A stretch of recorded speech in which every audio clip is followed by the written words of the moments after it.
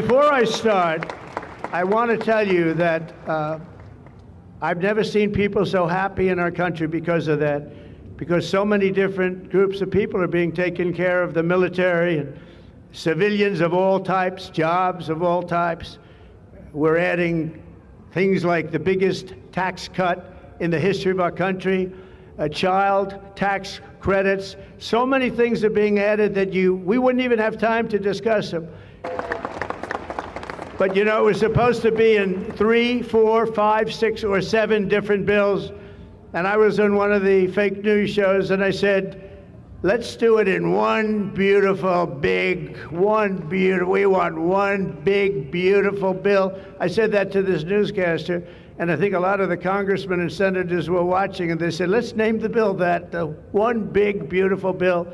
And actually, I liked it because we had so much in there that no matter who you are, there was something in that bill that would make your congressman or your senator or your congresswoman, much more importantly, raise their hand and support, right, Lisa? And that was Donald Trump talking about his big, beautiful, but ugly bill on July 4th. I'm Claire Potter. And I'm Neil J. Young.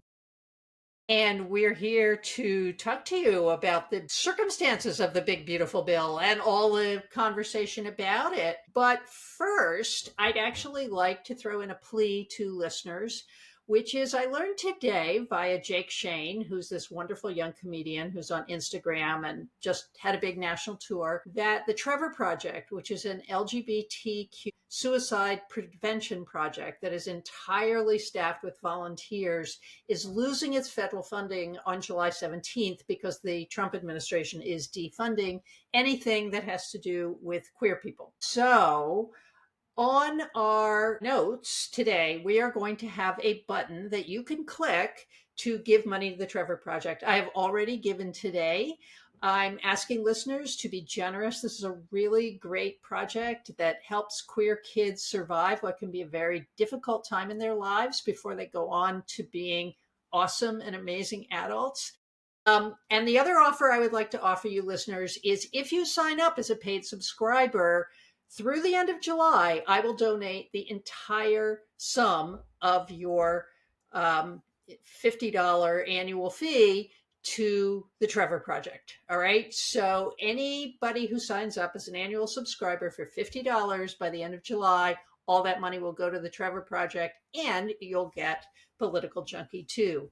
Neil, are you familiar with the Trevor Project? Well, yes, of course. I mean, that organization I think is very well known and very beloved in the LGBTQ community, has a long, important history. And, you know, I think, obviously, as you just said, the Trump administration is doing everything it can to erase LGBTQ persons from this country. But what is sort of, I don't know, just stark example of that, to defund a suicide prevention hotline and an organization that works in many ways to keep LGBTQ people, youth, safe and protected when they're vulnerable in so many ways. Yeah, I mean, part of what's ironic, and we're going to be talking about this a little later in the show when we talk about the bill, is in fact all kinds of mental health services are going to be defunded under this Trump budget. And ironically, the Republicans go on and on and on about how the problem of violence in this country is not about guns and it's about mental health, and that we really need more resources for mental health. And yet those resources are being taken away. And it's particularly awful when it comes to teenagers, because teenagers are so vulnerable and so tender, not just queer teenagers, but all of them. And that there are moments that they can pass through that feel so dire to them. And when they're a little older, they're okay. So we need to get them to be a little older. So listeners, please give to the Trevor Project. It's really, really worthy, as Neil was saying. So let's get on to the rest of the news today. I guess we have to lead, Neil, with the search and rescue operation in Kerr County, Texas, following the flooding that hit on July 4th. It is continuing as a caution. Nobody really thinks anyone is alive anymore. Volunteers and the authorities are in there with backhoes and chopping away woods and so on and so forth. It's really just devastating. As of this morning, 120 people are confirmed dead, and 160 of them are still missing. There's a bunch of big questions that are coming out of this event, which understandably, Texas authorities don't really want to address now while they're dealing with this tragedy. The question is, what did officials know about this storm and when did they know it? Were the Trump administration's cuts to the National Weather Service partly to blame for late and incomplete warnings? Another question is the fate of FEMA, which Trump is determined to close. And we're already seeing, not just in Kerr County, but also in Raleigh-Durham and in southeastern New Mexico, that these floods not only kill people, they have devastating consequences for people's homes, for the environment, for public infrastructure. Neil, do you think there's any chance that this is going to turn the Trump administration around on FEMA? No, I do not. I think if it, there's no, I mean, maybe there'll be a political pressure on them, and this will be something they'll sort of move to the back of the list in terms of things they're targeting. But it's hard to, is there another example in which there's been a pressing, example of the need for government and governance that has moved Trump and the Trump administration into the right direction? I don't think there is. So why would this be the one? And I think it's noteworthy that the energy right now is being spent on misdirecting the conversation and passing blame around and, targeting media for asking questions at this time. So none of that seems to indicate a reckoning with the broader issues that are at play here, and that this might be an example in which government does crucial work and needs to be supported. Yeah, I think that's right. And of course, there's a certain kind of expertise that's necessary in search and rescue. I think conservative communities like to think about voluntarism as the backbone of such a thing. And in many ways it is, although untrained and unwanted volunteers can really get in the way, which I think the Kerr County officials have been very clear about. But there are certain techniques. Cadaver dogs now should be in play, I think. There was one story about a Coast Guard swimmer, like that's his job, is to jump into the river and try to help people before they drown. He swims that well. That's the kind of training that local people don't have. But I think also more broadly, I mean, we're really going to be looking at a recovery that costs billions and billions and billions of dollars, Neil. And how can any one state or one town or one county cope with that?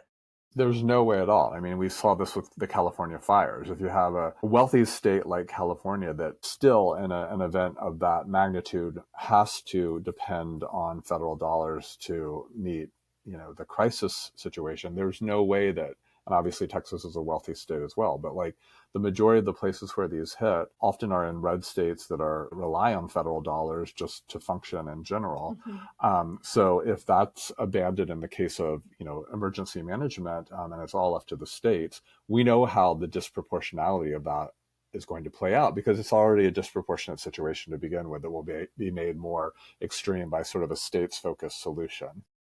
Yeah, I think that's right. And I think we're also seeing the incompetence of the Trump administration beginning to have an effect on real lives. Kristi Noem, the Secretary of Homeland Security, did not get federal people in there for 3 days. We've got all of this National Guard and we've got all this military deployed to MacArthur Park in Los Angeles, which they just kind of spent the day marching around, intimidating people. Those folks belonged in Texas, helping and putting up temporary bridges and clearing paths and sawing up trees. I think there are aspects to this that are so poignant too, one of which has been very widely publicized, which is Camp Mystic, a camp that is over 100 years old. And we know that these summer camp communities are multi-generational, that, little girls are going to the camp that their grandmothers went to. And that the cabins that were closest to the river, the children that were lost most immediately, were the youngest ones, the ones that were 8 or 9, and that they had almost no warning.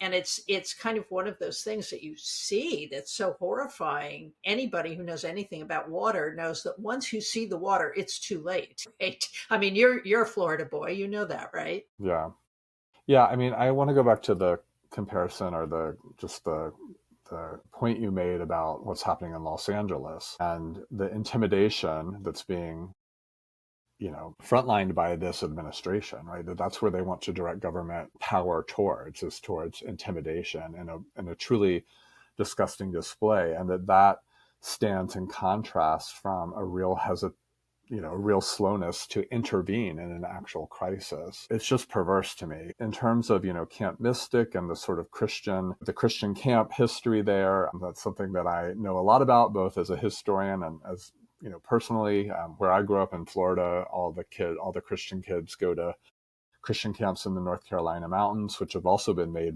vulnerable by hurricanes in recent years. But one of the things and I know this is not the topic of our episode, but it seems worth dwelling on because it is such a major event. I just sort of wanted to talk about the social media dimensions of this. I mean, one of the things that really strikes me, and this is anecdotal, but I'll share it anyway, is how many of my conservative Christian friends are posting nonstop about this, and understandably so. And also, all my liberal secular friends are posting about this as well. And that uniformity of sort of outcry and response and concern and engagement stands in real contrast from the very partisan ways in which I think other recent tragedies Mm-hmm. have played out in social media. I mean, I'm thinking back to just this winter and the fires in LA, and how, I didn't see any of my conservative Christian friends posting anything about that. And we could go on and on with more examples of this. And I think that there's a way in which our media culture talks about so many events as partisan. And I think there's some truth to that. But I also think that there is a really large disparity that I'm noticing between a sort of across the board, or through a sort of cross political response to events and tragedies that are rendered conservative, that we don't see when those same events happen that are imagined to be liberal or to be happening in blue states. Are you following what I'm saying at all, Claire? I And are am you seeing totally, this? yeah, I am totally following what you're saying, and I am seeing this, and it's actually caused me to think a lot about what it is that we need to nurture to bring us back together as a nation, and how, in fact, liberals might want to be the ones who are beginning to reach out to people. I Mm, was in the car listening to NPR, and there was a youth minister on who was talking about the soccer coach and his wife and children who were swept away. And the high school soccer team, his kid plays on the high school soccer team. So he gathered all of the boys together and brought them to church to pray that their coach would be found. I might actually kind of crack up a little bit here, but it was extremely moving. And as they were all praying together, the soccer coach's parents came in and said to the youth minister, they've found their bodies, they're gone. And the youth minister said, I'm so glad you came here. And they said, we wanted to be here. Will you please tell the boys yourself? Because we can't do it. And it was incredibly moving about how a certain kind of community functions and how Christianity ties people together. And I kind of wished that my liberal friends had been listening to that and been able to feel what those people were feeling at that yeah. moment, and understand the role that Christianity can play in healing people and moving them through an unimaginable crisis. Yeah. I mean, we've definitely seen some horrible things as well expressed by a couple of, more than a couple of folks on Twitter and the other places, of that, that this was a white nationalist, a Christian camp, and other sorts of slurs, and that these children deserved it. I mean, there's always going to be horrific things posted online, as we know, but I do think that those are few and far between in this. And what I'm seeing more, again, is sort of just a broad outpouring of support that feels like what we used to sort of expect not that Yeah. long ago. And Yeah. I would hope we could get back to it, even as I would also hope we would not have as many occasions to do so. I would agree with you. And just to sort of tie a bow on this, one of the thoughts I have had is that many of my Black friends who are academics and progressive as we are also members of church community. And I Hmm. think they actually do better at this. I actually think Black people actually do better at this kind of more capacious empathy and caring and community building at moments of crisis. And that's maybe something white liberals need to think about going forward, is what are the models for this kind of community care, and what are the models for reaching out to people who you sometimes feel harmed by. Yeah, I like that. Yeah. All right. Let's move on to something we can laugh about, which is that after feeding conspiracy theories about financier and alleged sex trafficker Jeffrey Epstein and vowing to reveal the truth about liberal elites' cover up of the Epstein list, the Trump administration has officially reversed course and said there is no Jeffrey Epstein list. Laura Loomer, Tucker Carlson, and other MAGA influencers are crying foul and are now demanding resignations from Attorney General Pam Bondi and FBI Director Kash Patel, all of which could not make me happier, but they're not going to be replaced by better people. Right. What was interesting to me is that Fox News's Peter Doocy, whose day job appears to be teeing up softball questions that give Press Secretary Caroline Leavitt, our favorite person, opportunities to spread lies and propaganda, is demanding answers for why Bondi promised to reveal the Epstein client list that she now says does not exist. Critics are now pointing to a new conspiracy, but this time within the Trump administration. So, Neil, what does this teach us about conspiracy theories and how volatile they are?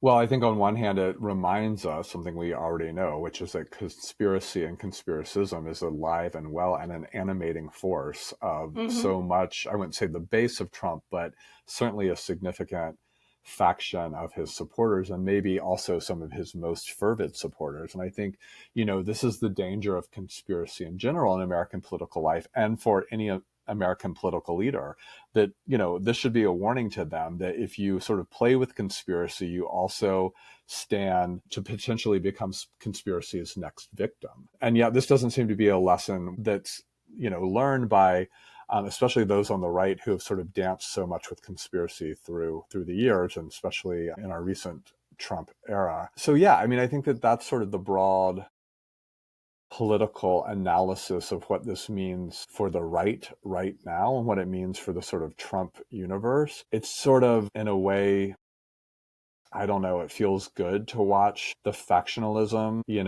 emerge on the right and emerge on Twitter as these folks start attacking each other. And yet at the same time, if you step back from it, you think none of this is good, right? Because of the deeper cancer that it all reveals. I don't know. What else do you think about this, Claire? I don't know. It makes me think of that, racist children's book in which a young Black boy has to go up a tree to escape all the tigers, and the tigers run around and around and around after each other because they all want to eat him. And instead they run so fast that they turn into butter. I sort of feel like all of these people could easily destroy each other. It's hard to know what effect that will have on politics. I mean, Elon Musk sort of started the whole thing by getting, going into a hissy fit and posting that Donald Trump was on the Epstein client list. I mean, he didn't start it, but that sort of shifted it into another register. I would also say that it's important to remember, and Kara Swisher was talking about this the other day on her podcast, that all of these people make a lot of money off of conspiracy theories. So if in fact it's beginning to peter out because there's no more Biden administration and they've purged everybody from the Justice Department who might have had anything to do with Epstein, that if you toss a little gasoline on the floor and throw a match in it and head that fire toward the Trump administration, they're going to work on it because they are making money from keeping this alive. So simply shifting it into another register is, just a detail for them. But I also wonder if somehow the Trump administration is hiding something because, they called everybody in and they handed them these binders that had, Epstein file printed on the side and told them they weren't allowed to look at them until they left the Justice Department. And then everybody looked at them and realized that all of these documents were redacted. I also think that the Trump administration playing around with the JFK files was a terrible mistake, because there actually isn't anything in those redactions that anybody needs to know or that actually changes the facts of the Kennedy assassination. And yet, by releasing them, Trump suggested that the government was full of all of these secrets. And so I think conspiracy minded people are more than a little nuts, but it doesn't mean they're completely wrong. There are things going on in the Trump administration that they're not being told about. Yeah, it's such a good point, and it's like, what's the metaphor we want to bring in here? Is it the broken clock rule or what? But like when Laura Loomer is the voice of reason, and I'm using that word purposefully, like she's the voice of reason about a conspiracy in itself. And of course, the voice of reason there isn't so much the actual conspiracy and what she thinks of it, but the sort of Trump cover-up dimension of it. I don't know. That's where I think this all really perplexing to watch. And again, you find yourself sort of cheering for Loomer and Musk online for a minute, and then you think, oh, wait, none of these folks are good. None of this is something that we want to see sort of flourish in our political culture. I think the JFK files is such an interesting, smart point that you make, because, if any of the folks and the Trump administration, knew sort of just the littlest amount of history around this, they would have known that, there's nothing there to those redactions. And yet what they're tapped into is not history and historiography. They're tapped into the fringe networks that like animate their political movement, and for whom the JFK conspiracy is a big one. And so they want to touch the fire, but not get burned by it. And I think, you can't do it when part of the fire maybe involves the big boss that you're working for. Yeah, I love that. They want to touch the fire, but they don't want to get burned by it. That's fantastic. And you're right. Of course, you always get burned by a conspiracy, because the Trump administration works in a way that they're always moving on to the next thing, Right. as if Totally. there is no history. And Yes. so Trump can be asked about something that he said last week, and he'll say, well, I don't remember that. I never said Yes. that. But conspiracy theories don't work like that. They recapitulate history all the time. And people who are Absolutely. conspiracists are always going back in time, not just to find new evidence, but to reinterpret old evidence as if it's new. So you really have two dynamics here that are in conflict with each other, where, Trump was sitting in his cabinet saying, nothing to look at here. Why are you guys still talking about this? Well, I don't know, because you talked about it for the last 5 years. Okay, so finally in the news, our best friend Elon Musk released a new version of Grok on Tuesday, and the AI chatbot suddenly started kicking out anti-Semitic posts and praising Hitler. Although many of the posts are still up, Grok seems to be back on track as of today, and I know this because I started asking it weird questions about rape. Like, if a girl dresses really sexy, is it okay to rape her? And Grok replied, oh no, it's never okay to rape anybody. You must always ask consent. Okay. So I think they fixed Grok. Nevertheless, it's kind of disturbing what these algorithms can do. And the following day, after Grok did this terrible thing, and this was said to be an unrelated development, X's CEO Linda Yaccarino resigned after 2 years of working in the most highly paid and thankless job in the entire United States. What do we think, Neil? Well, I think that we've probably just seen the very beginning of this. This isn't the end of the story. This is the start of it. Right. I think it also, I was seeing Grok, actually saw these sort of Grok anti-Semitic tweets before I started seeing the story, and was like, what is going on here? I mean, this is really scary and dangerous. I mean, do we, not to become conspiracists ourselves, but like, is Musk the person who went in and changed the code and made this happen for 48 hours? Well, that is what I initially read, was that Musk was distressed because he thought Grok was too Woke. liberal. Yeah. Yeah, too woke. He kept saying And it was woke. right, and that the algorithm needed to be tweaked to pick up on more conservative content. And it's interesting that conservative content included white supremacist content, anti-Semitic content, Nazi-loving people and so on and so forth. So yes, I think Musk asked for it. It's also kind of scary to think that this was the man who was in there for months directing a project to move the entire American government online and implant AI all over the government. And I think it really does say to us not only that it's dangerous and unsettling, but that AI really isn't very good yet. Right. Right. And that's a sort of toxic mix of things that you're talking about there. Right. Right. And there's also this sense, I think, from many of us that AI is also just this far from being like out of our control. So, yeah, I mean, I think people are worried about this for all sorts of different reasons.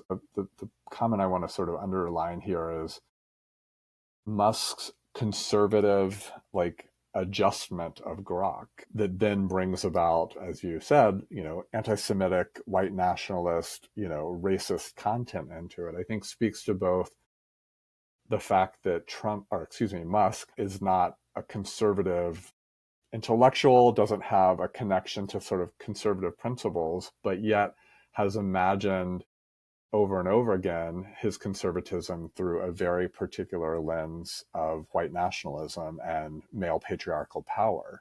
So it's not surprising then that that's what Grok starts delivering when the sort of broader comment by Musk is that the algorithm needs to be tweaked to correct for its sort of overly woke inclinations.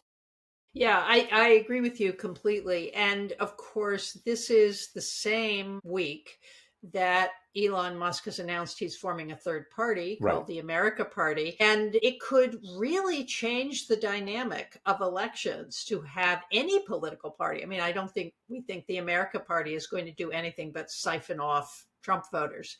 But that any political party could be generating its public relations and advertising and so on via AI. And I mean, it could really change the atmosphere of the next campaign season, right? Yeah, I think so. And I mean, we've like barely, yeah, I think that like this is accelerating so fast, and it feels like in a lot of ways 2026 can't come fast enough.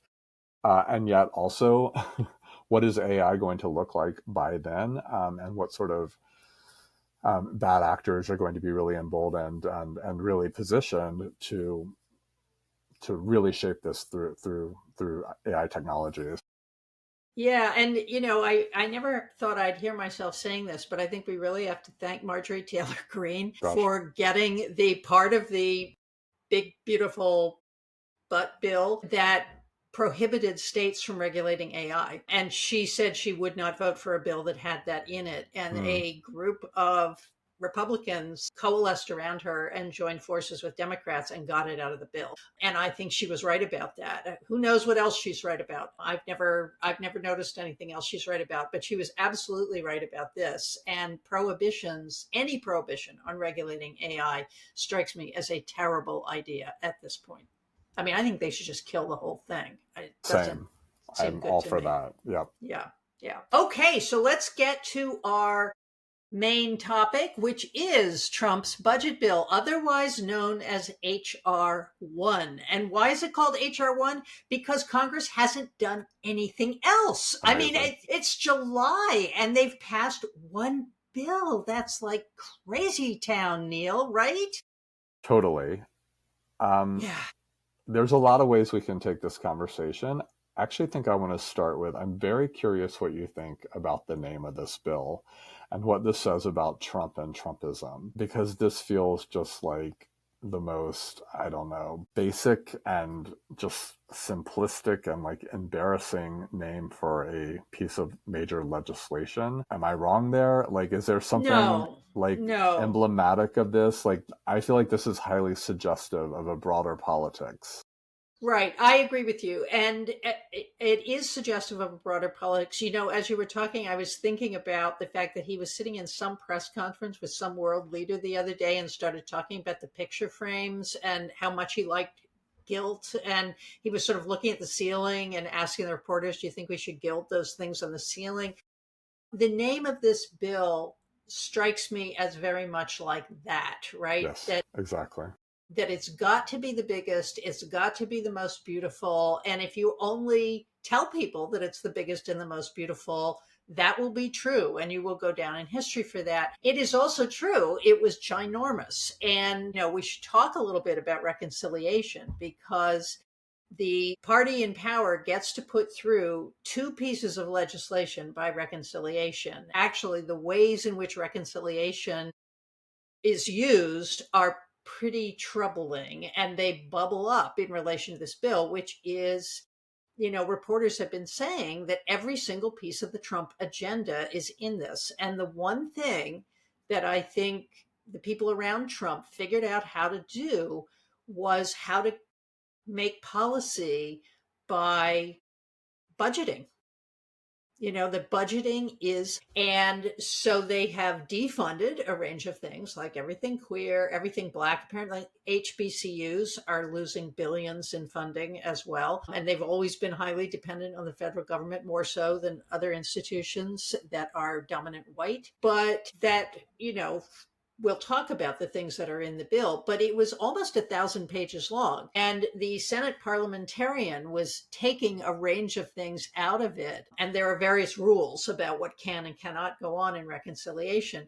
But I think the name of the bill also speaks to Trump's relationship with his constituency, which is he just says to them, this is big and beautiful and wonderful. Trust me.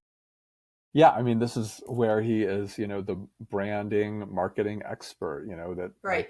has used the powers of branding and marketing to propel his, political career. And yeah, I think that's what I was getting at in my sort of half-formed question comment. And you took it and ran with it in a way that I really appreciate. There's so much to talk about here. I mean, one's the history of reconciliation and the ways in which, there's certain constraints on that I think everyone who's on the losing side of a bill that passes through reconciliation grumbles about it. Right. That's just sort of the normal politics of this, right? This feels like the one where like a sort of winner takes all scenario, and yet one that's like fully in the, fully part of the rules of this body. But I think what you pointed out here is that unlike other pieces of legislation that have used this process, the Trump team really figured out the sort of opportunity of it. It's more than just getting a bill through, but about sort of a massive transformation of the federal government via this actual process, which is very different than getting like healthcare passed through this, right? Or some of the other, whatever the other, like major tax cuts, right? I think that are maybe the better examples for this. So maybe we should dive into some of the elements of this that are most odious and I think most impactful. Well, let's talk about what conservatives have been trying to do since the New Deal. Listeners, if you want to know more about this, Kim Phillips Fine has written a book about how businessmen coalesced to destroy the New Deal in the 1930s, 1940s, and 1950s. It's definitely worth it. I'll throw it into the show notes. But of course, what they have done, and weirdly, this is kind of out of the progressive playbook. I mean, remember defund the police? Yes. Well, what they're doing is defunding Medicaid, defunding SNAP, defunding parts of Medicare. And then they're also doing something else that was really famous in the 1960s, public assistance, which is making the bureaucracy of public assistance so complicated and making the paperwork so dramatic that people will just give up, or they'll do it wrong and they'll get kicked off their benefits and not be able to get back on. So the Trump people are sort of playing off of the idea of defunding. If you defund something, it will go away. And then also this idea that poor people and working class people lack education, they lack time, they lack sophistication. If you've gotten rid of all of the offices that they could go to get help from social workers, if you get rid of the social workers and then you add a bunch of new regulations on top of what people are already doing, you're going to save money because people are going to get kicked off whether they qualify for the benefits or not. Right. And that is just the most sort of brilliant strategy for them, right? Because they can say, we're not cutting Medicare or Medicaid, right? Like, how dare you suggest we are? And also, it's enacting the very criticisms, some of the very criticisms conservatives have often had about government, have had about government, which is that it's like overly burdensome, that it's over regulatory, but they're transferring in this case the burdens and the regulations to individual persons, to the most vulnerable. But it's, death by paperwork as opposed to like, a reduction of like the actual budget. So they can sort of have their cake and eat it too in this situation. Folks are not going to be able to, I mean, millions and millions of folks are not going to be able to comply to these new, incredibly burdensome procedures. And then I think like the other thing to say about this is the massive, massive expansion of ICE, of immigration bureaucracies, of law enforcement, of these labor, literally billions and billions of dollars to construct labor camps within our country. I mean, it is a massive, massive expansion of the federal government around some of the most, horrific and authoritarian projects of the Trump administration.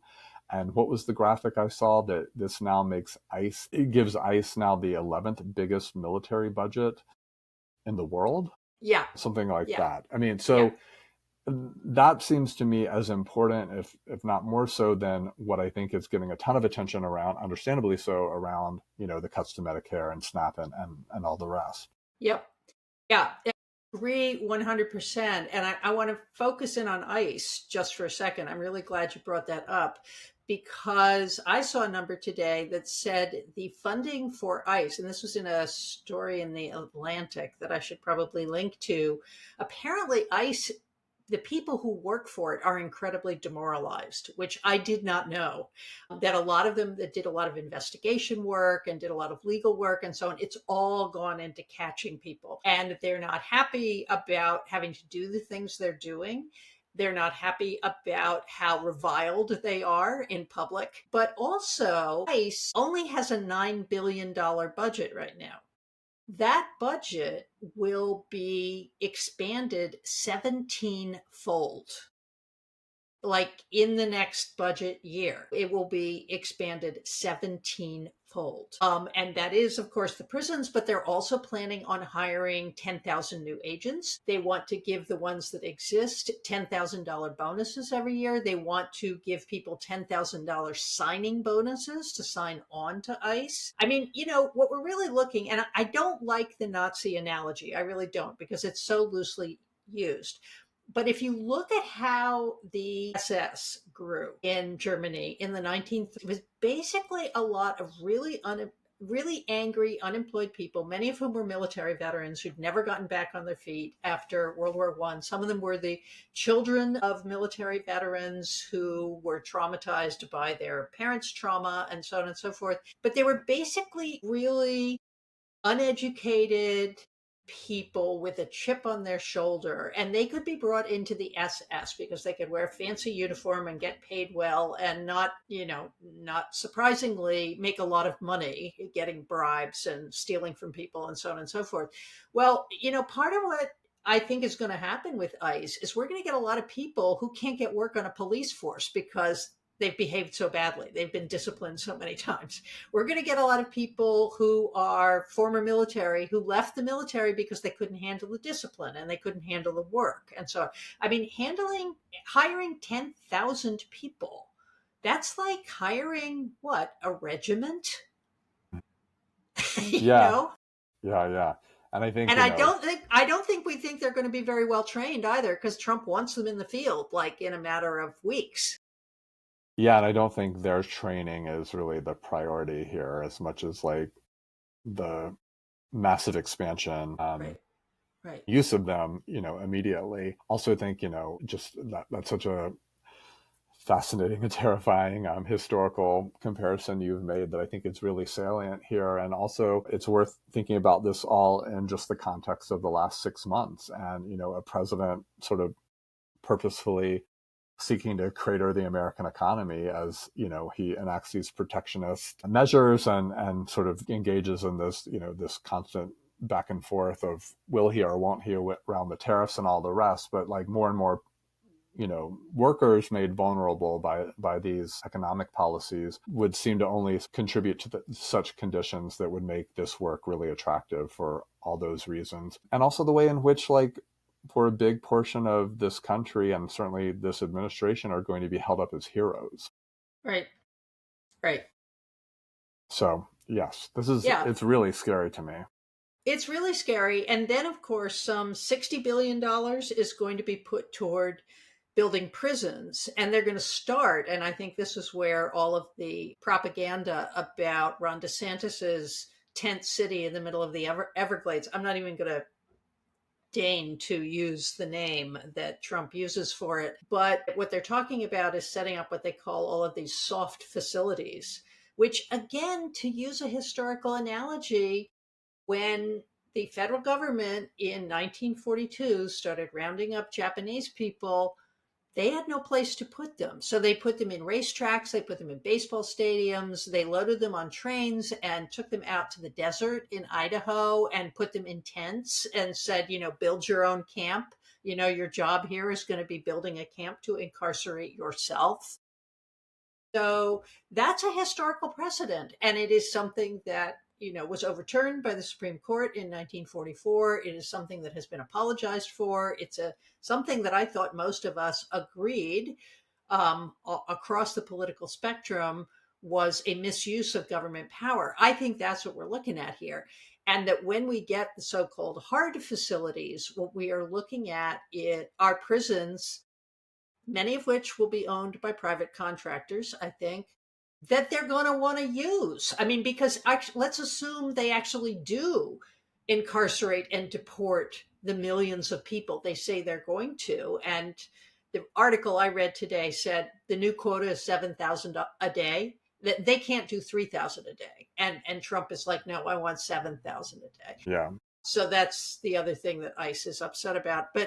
But those prisons, when they're there, they're potentially going to be used for other people too.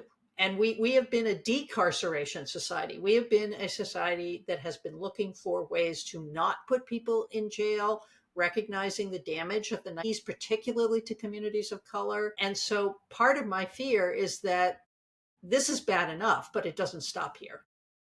Well, no, it doesn't stop here at all. I mean, Trump is signaling that already. I mean, he loves to throw out a comment here and there about, maybe such and such person or such and such group needs to be deported or to be roughed up or whatever, and he's not really testing the water so much of that as he's just sort of moving those thoughts into the discourse.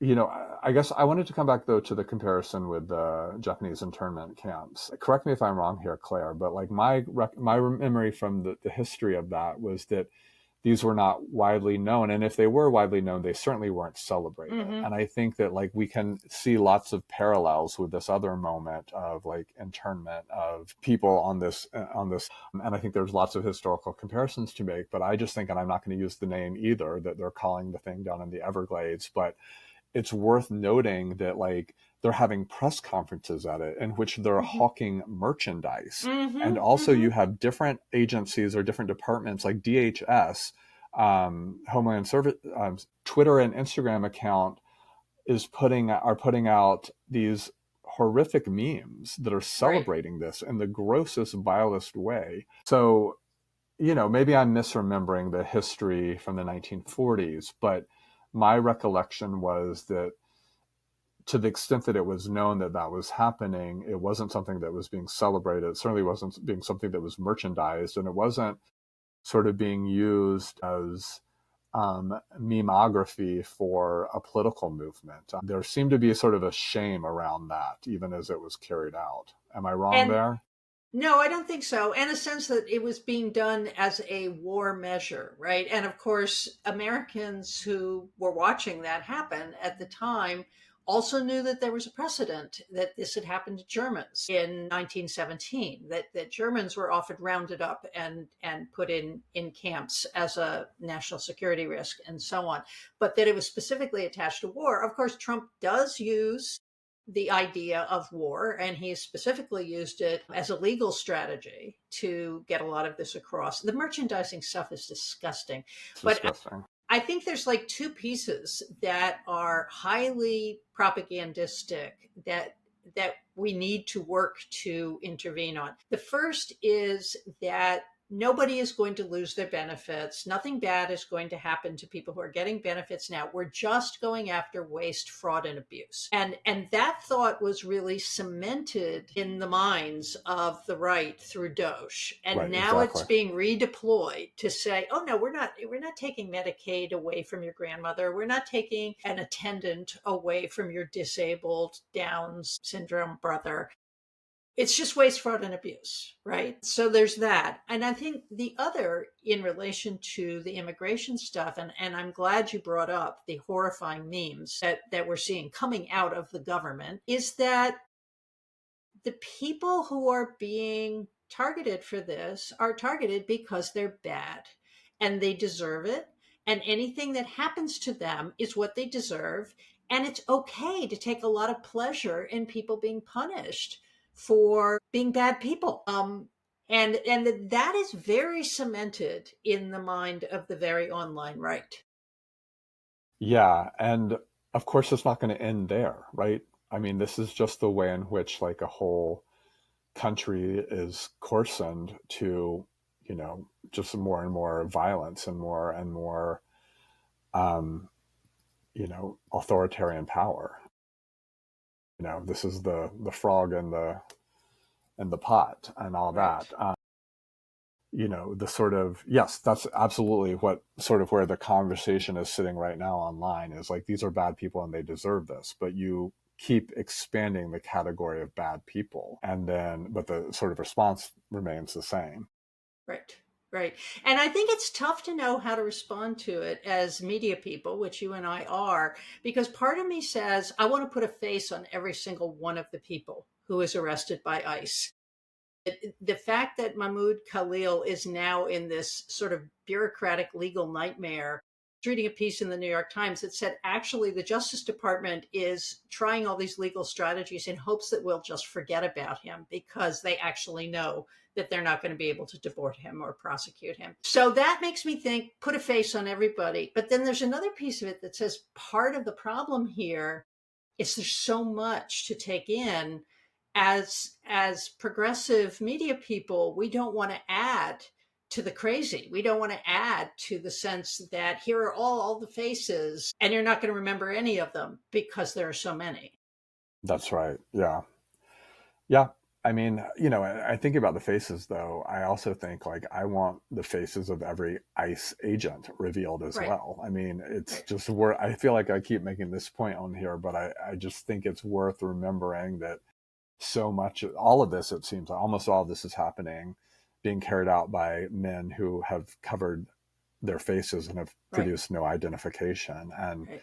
that also, I mean, that is what is fundamental to this project being carried out. And also it's a chilling development, and certainly I think warns of like even worse things coming.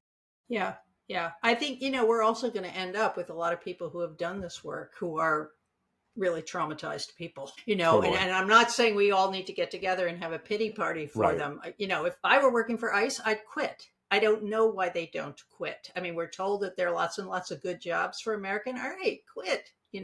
Don't do this to people. Why would you do this? Now, let's kind of look at some hopeful news about the budget bill. The first piece of which is that it's extremely unpopular. According to a recent poll by YouGov Economist, only 35% of the public supports it, as opposed to 53% who strongly or somewhat oppose it. But here's the good news: only 67% of Republicans support it, right? And that is a gap of about 12 to 15 points from the number of Republicans that support Trump. So there are a lot of Republicans that don't like this bill. And we're also seeing some really important voices. The U.S. Conference of Catholic Bishops has denounced the cuts to public assistance in the bill as, quote, an offense to human life. And evangelical Christians are sharply divided on the bill. One part of the Southern Baptist Convention that is saying they don't care what else is in the bill. as long as it defunds Planned Parenthood and we're saving all the little fetuses. But there are other members of the Southern Baptist Convention who are speaking out very strongly against the bills because they are so invested in community organizing and relief work, and they're condemning the bill's cuts to social welfare. And I think there are a lot of Christian organizations that are going to go down without that money, don't you?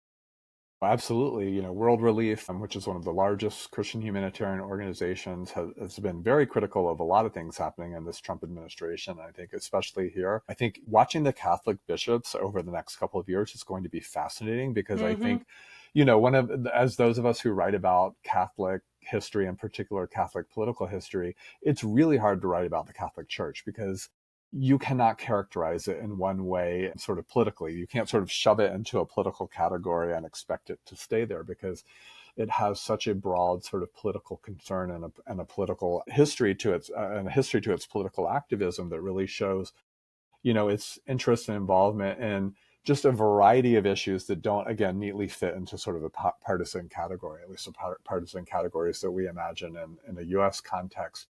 All of that is to say, I think that it is very possible to imagine the Catholic Church becoming one of the biggest critics and the loudest voices against the Trump administration, even as it has also been one of his biggest supporters. But they've gotten the social conservative stuff, right? They've gotten the victory on abortion. They've, I think are happy to see a lot of the LGBTQ stuff being rolled back. And also they have this enormous social ethic around the most vulnerable that impacts, poverty organizations, healthcare and hospitals. And I think the Catholic Church will speak up about those things. So it'll be interesting to watch. And also just back to the 67% number, that's the ceiling, right? When we're talking about Republican support here, Right. that's definitely the ceiling. This isn't going to grow. It's only going to drop. How much it drops, we'll see. And Trump and conservative media are going to do everything they can to sort of, I think, disconnect Trump from the actual legislation once more and more Americans decide they don't like it. And that'll be just another one of the about faces, another one of the reversals that Trump is able to pull off. But whatever levels of support for this bill exist right now are the high point. Yep. Yep. I agree. And it's only going to go down. I mean, Trump's own approval rating is at 38% now. It is dropping rapidly. And it's very interesting because, of course, he is acting. People had so much to say about, he's going to run for a third term. He's just going to bust right through that Constitution. He is acting like a second term president. Like there are things you can do in the second term because you don't have to worry about ever getting elected again. Yeah. But maybe this will help the Democrats. I mean, what I'm hearing out there is that the Democrats can't just talk about getting in the way of Trump. They can't just criticize the bill. They actually have to spend some time coming up with a real program that is an alternative to this. And you'd think that wouldn't be hard, but it's going to be important as I think people are going to start losing their homes. They're certainly going to start losing their health care. They're certainly going to start finding that various disabled and elderly people in their families are getting kicked off Medicaid, even by mistake. So there are a lot of bad things that are going to be happening to people. The question of how you keep those people active rather than just ignoring them and having them sort of sink back into, well, in the end, you always get screwed by politicians. So Right. why bother to vote? Exactly. Democrats have to find some way to recruit them. Exactly. Differently. Let me just reemphasize the budget hawks on the Republican side continue to say, even though many of them then decided to go and vote for the damn thing, that the $3 trillion that the bill will add to the federal deficit over 10 years is a problem. And we should probably devote a whole episode to the deficit at some point. Because I can't figure out whether the deficit is always a problem or sometimes a problem or never a problem. But certainly for conservatives, the deficit is a problem. And, except for Rand Paul, Susan Collins, and Tom Tillis, who's not going to run again, They all voted for it in the Senate. As far as I can tell, Mike Johnson completely held his conference together. Lisa Murkowski could have brought it down. There's always like one Republican, like Tom Tillis, saying, maybe I shouldn't have voted for Pete Hegseth after all. Right. Well, Lisa Murkowski didn't have to vote for this. She got some carve outs for Alaska. But from what I'm reading, it's like a carve out for the whaling industry or something like that, that actually her constituents are going to get kicked off their benefits too. Yeah.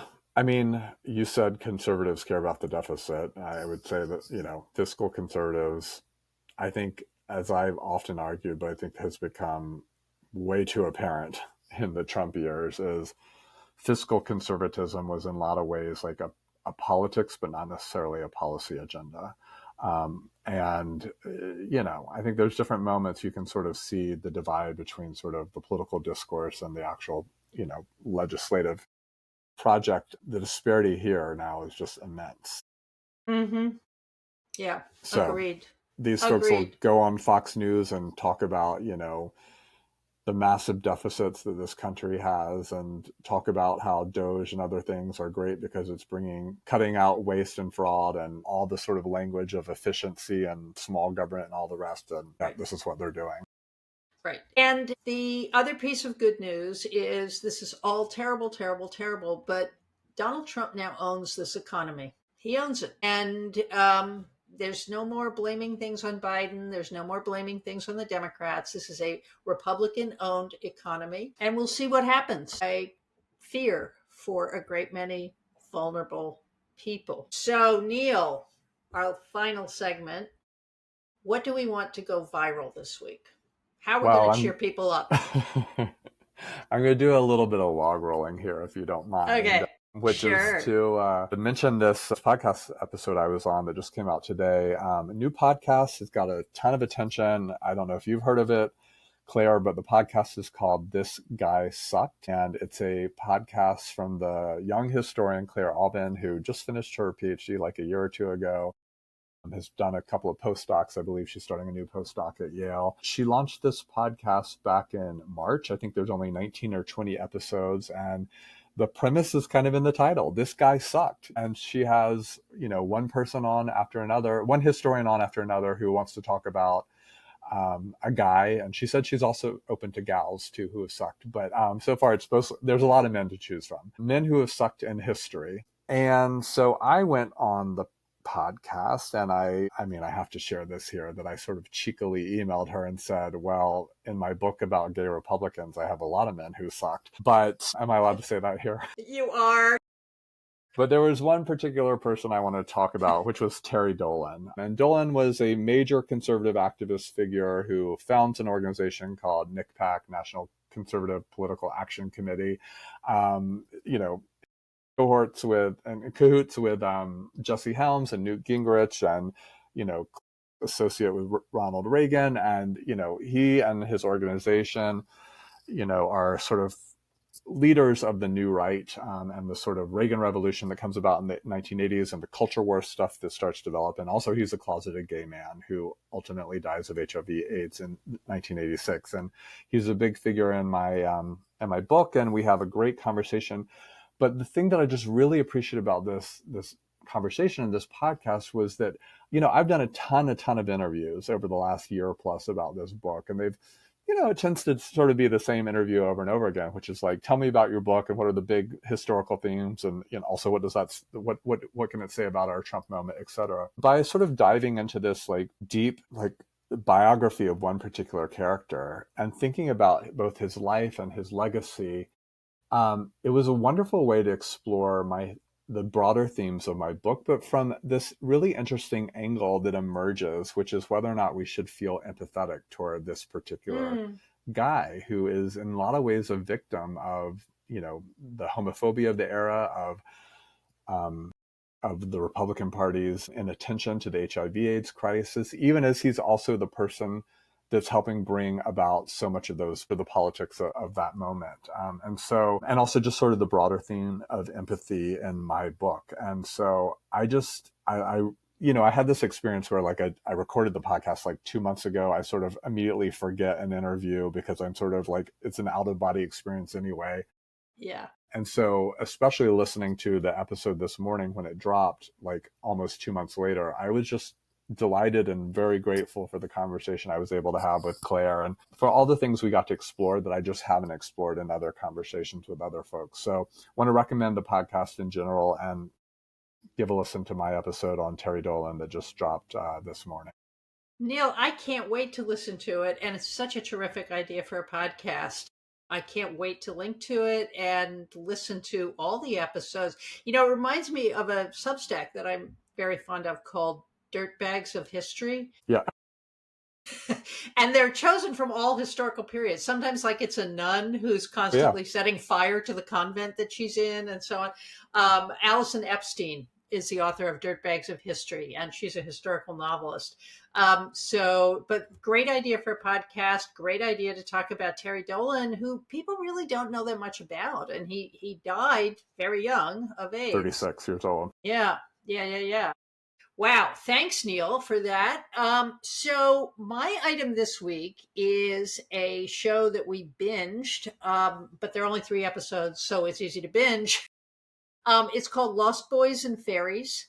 It's a drama from the BBC released in 2024 and available on BritBox, which I think is one of the best streaming services there is.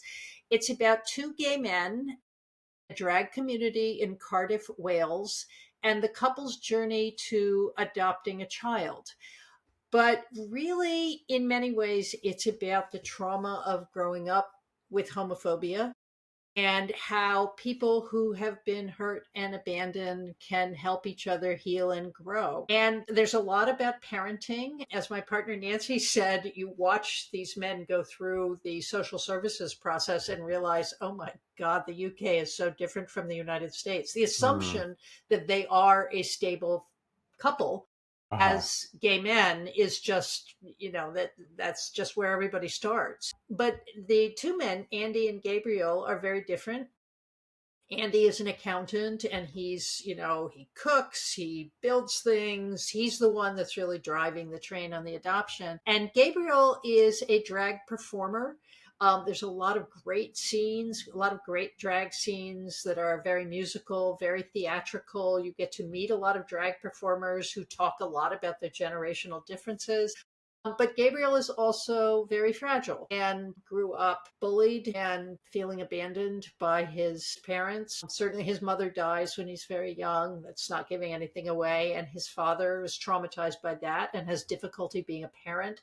So, one big theme is how do you parent when you actually weren't parented very well? And how might learning how to parent allow you to reinvent yourself and heal those wounds? Gabriel is a wonderful, flawed, deeply compelling character who ultimately he begins by not wanting to adopt, and he ultimately embraces the adventure as the next part of his life.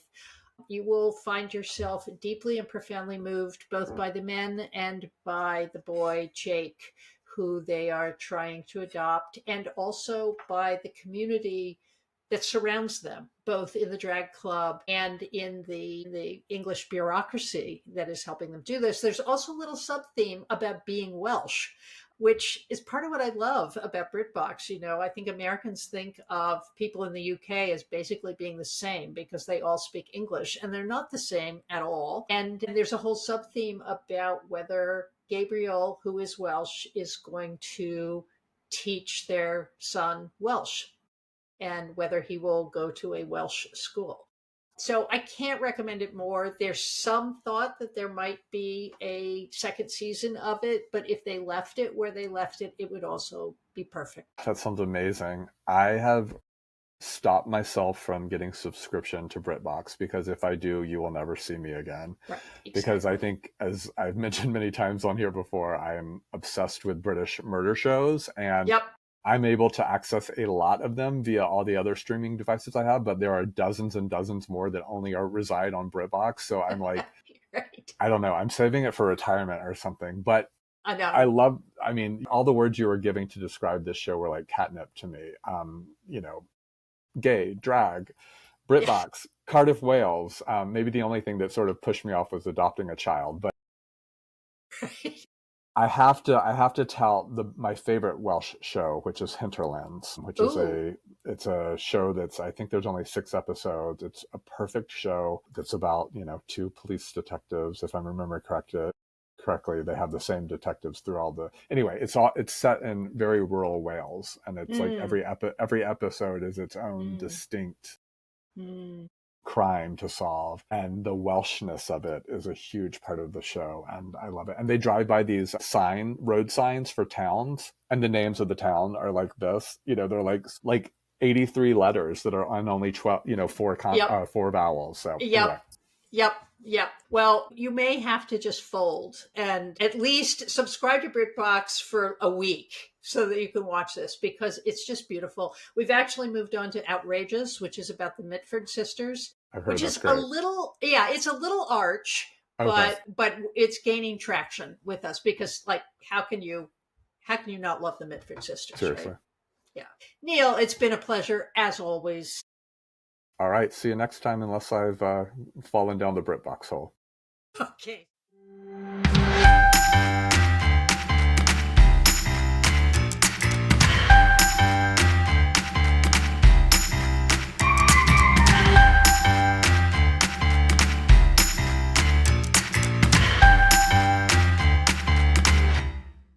And that's it for today's show. Thanks for listening. You can subscribe to Why Now on your favorite podcast platform. Please leave a rating and a comment so that other listeners can find us. Go to the Political Junkie Substack at clairepotter.substack.com for show notes, to listen to more episodes, or leave a comment. You can subscribe for free, or you can support my work for as little as $5 a month and get every podcast and every newsletter delivered straight to your desktop. Share this podcast with a friend who loves history, politics, and smart conversation. And you can follow me on Threads, Blue Sky, or Instagram. Why Now is supported by the New School for Social Research and by paying subscribers to Political Junkie. Why Now and Political Junkie are written, recorded, edited, and produced by me, Claire Potter. My opening theme is by Galaxy News, and my closing theme is by Avocado Junkie. That's all for now. See you next time.